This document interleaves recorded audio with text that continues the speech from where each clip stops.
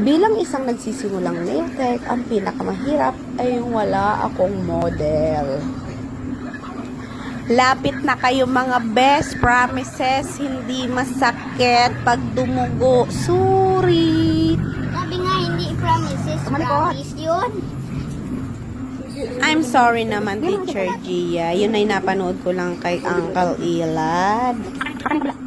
Pinagtalunan pa nga namin ito kasi ayaw niya ng may nail art. Gusto niya clean nail lang.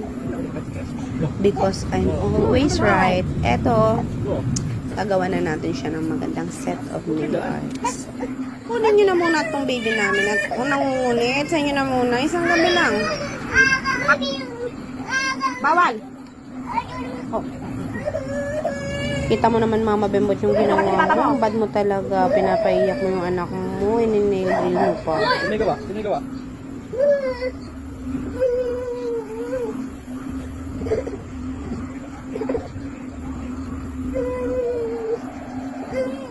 Mamaya, di kita mahawakan. Makalang malaglag.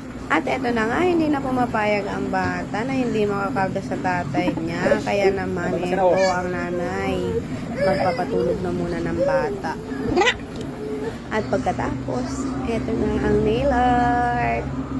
Antok na nga rin pala yung jowa ko. Kawawa naman. Ito na ako, magbabang ka na. Thank you mga best!